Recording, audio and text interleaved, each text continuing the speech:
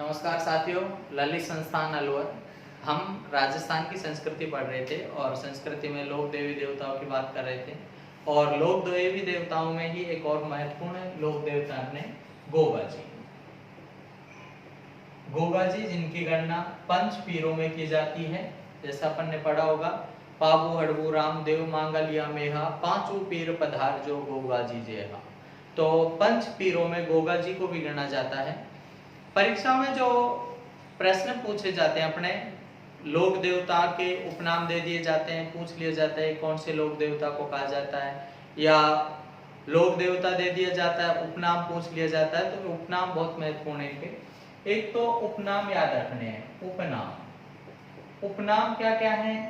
इनको कहा जाता है जाहर पीर, जाहर पीर। और क्या कहते हैं इनको? गोगा चौहान, गोगा चौहान या गोगा बाप्पा,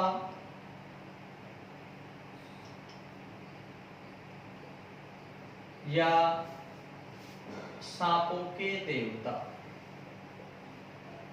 सांपों के देवता। इनके पिता का नाम था जेवर, जेवर चौहान। इनकी माता का नाम था बाछल। इनकी मौसी का नाम था आछल। इनके मौसेरे भाई थे, मौसेरे भाई अर्जन और सुरजन। इनकी पत्नी का नाम था कमल दे, जो कि पाबू जी की भतीजी थी। कोलूमंड गांव फलोदी जोधपुर में की रहने वाली थी कमल दे। मतलब जाहर पीर या गोगा जी की ससुराल कहाँ थी? ससुराल कहाँ थी इनकी?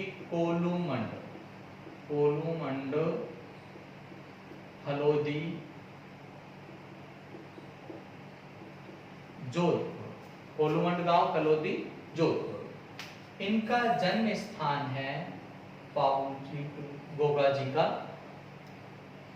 ददरेवा, ददरेवा, ददरेवा पड़ता है चूरू में। ये परीक्षा में आया हुआ भी प्रश्न है। ददरेवा किनसे संबंधित है? गोगा जी से।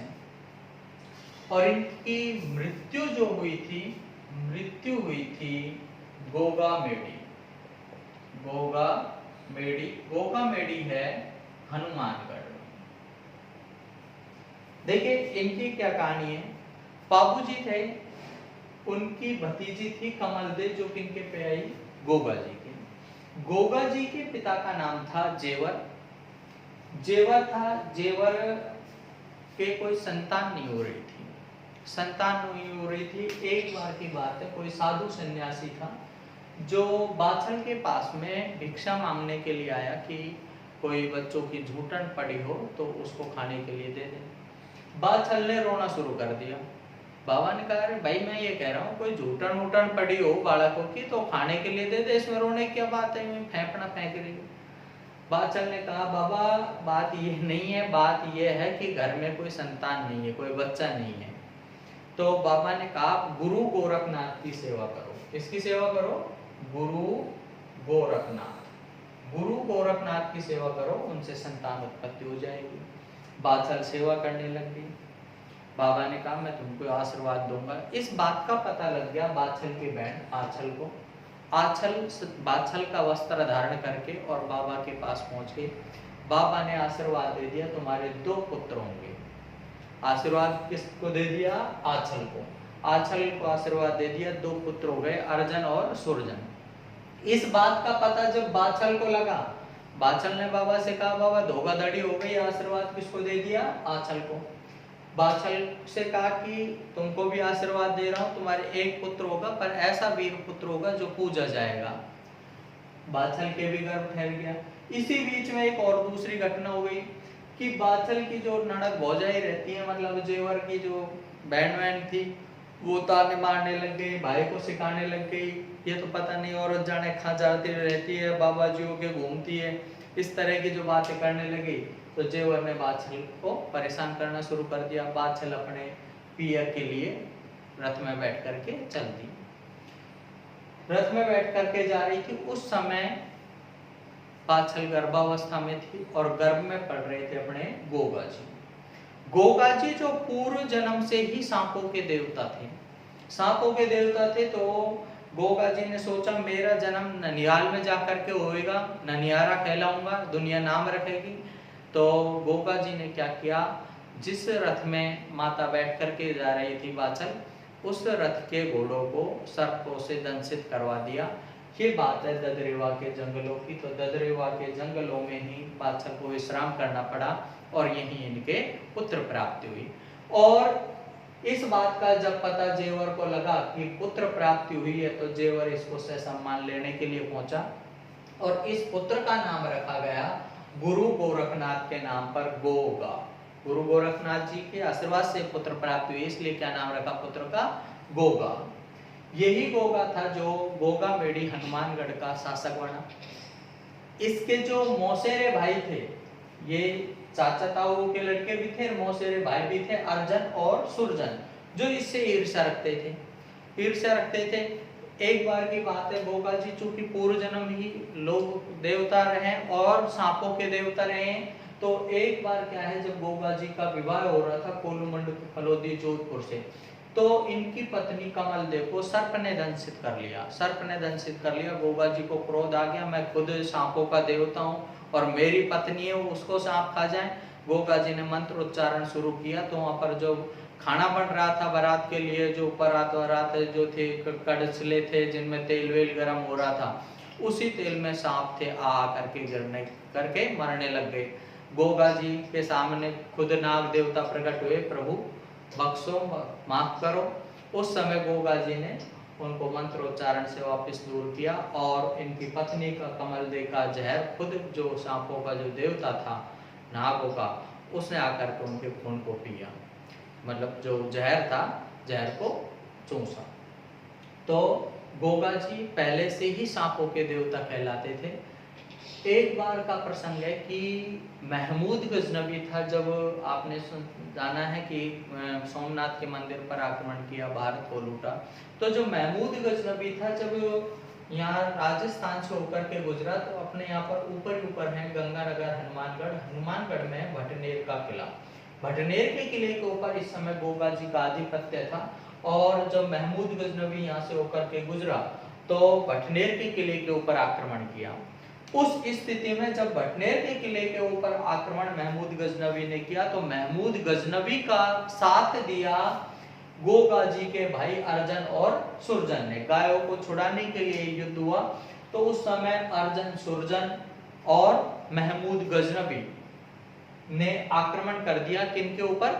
गोगा जी के ऊपर। यह प्रश्न राजस्थान पुलिस में भी पूछा गया है कि जब महमूद गजनबी ने आक्रमण किया था, उस समय हमारे यहाँ का लोक देवता कौन से थे? तो कौन थे?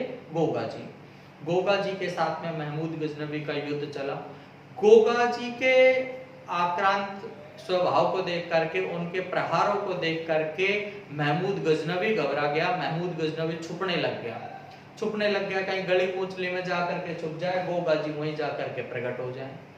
महमूद गजनबी ने सोचा वास्तव में ये कोई बलाय तगड़ी है, कोई बड़ाई पीर है, जो इसको जाने कहां से पता लग जाता है मैं यहाँ आकर के खड़ा हुआ हूँ, वो वहीं जाकर के युद्ध में प्रकट हो जाता। इसीलिए महमूद गजनबी ने इनको कहा जाहर पीर, कि ये जाहिर है क्या है, कोई पीर है, निश्चित रूप से जाहिर है, सिद्ध है बात कि ये कौन है? पीर।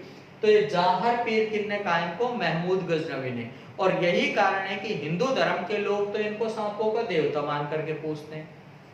इस्लाम धर्म के लोग हैं वो इनको जाहर पीर, कि हमारे जो महमूद गजनबी है उन्होंने इनको पीर के रूप में स्वीकार कर लिया, इसलिए वो इनको किस रूप में पीर पूछते हैं? जाहर पीर के रूप में। तो दोनों ही धर्मों के लोग इनको समान रूप से पूछते हैं। जब युद्ध हो रहा था तो उसी युद्ध के दौरान इनके ऊपर महमूद गजनबी ने प्रहार किया और उस प्रहार से इनका सिर कट करके ददरेवा चूर में जाकर के गिरा। युद्ध चल रहा था गोगामेडी में। धड़ तो रह गया, नीचे का जो भाग था वो तो कहाँ रह गया अपने गोगामेड़ी हनुमानगढ़ में, और शीश जा करके गिरा ददरेवा चूरू में।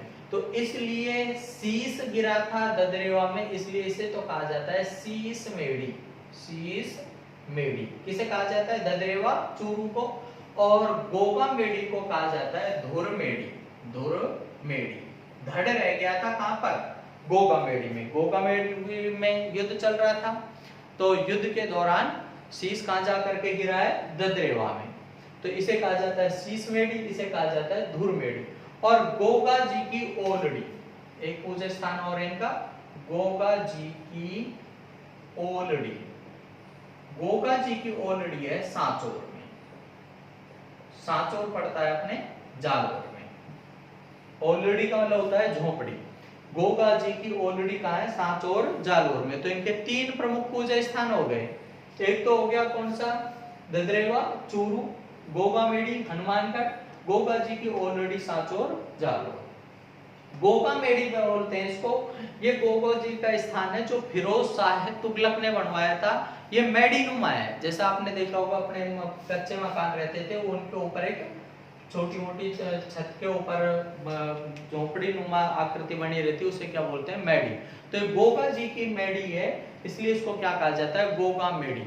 और ये किसने बनवाई थी? फिरोज शाह तुगलक ने। इसका पुनर्निर्माण करवाया बीकानेर के शासक गंगा सिंह ने। इसके ऊपर बिस्मिल्लाह है शब्द लिखा हुआ है।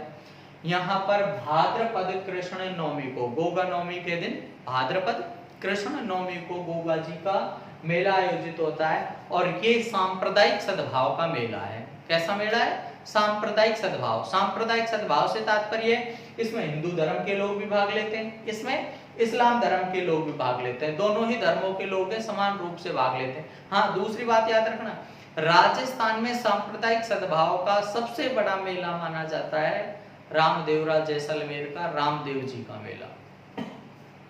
ये मेला भी लेकिन सांप्रदायिक सद्भाव का है, इसमें दोनों ही लोग, दोनों ही धर्मों के समान रूप से भाग लेते हैं।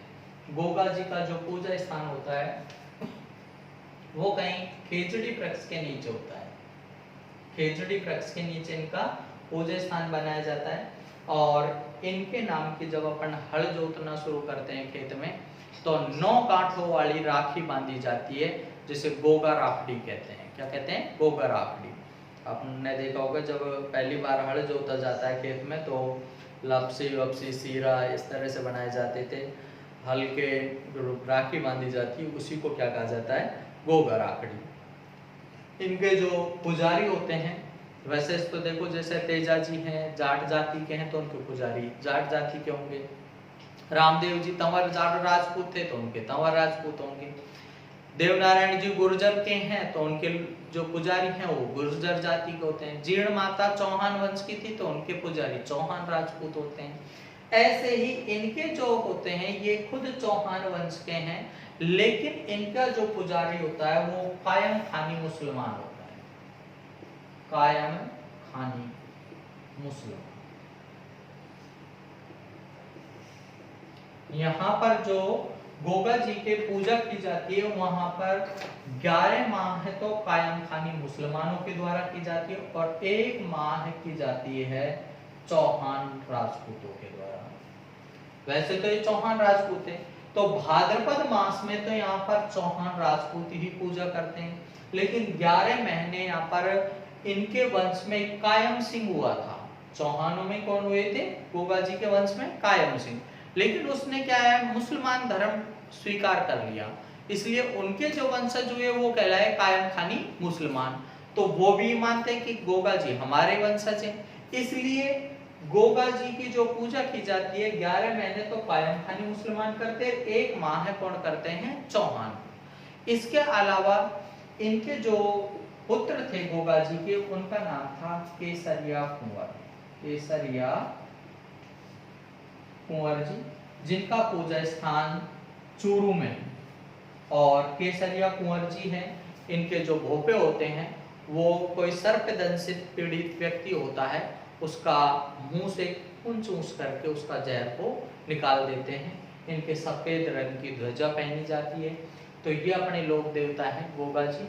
इनके बारे में सामान्यतः जो परीक्षाओं में प्रश्न पूछे जाते हैं वो यही पूछे जाते हैं, तो कि इनका उपनाम, या फिर पूछ लिया जाता है महमूद गजनवी के साथ में कौन से लोक देवता का युद्ध हुआ, तो कौन से लोक देवता थे वो गोगा जी। या पूछ लिया जाता है गोगा मेड़ी में मेला कब आयोजित होता है, तो भाद्रपद कृष्ण नवमी को।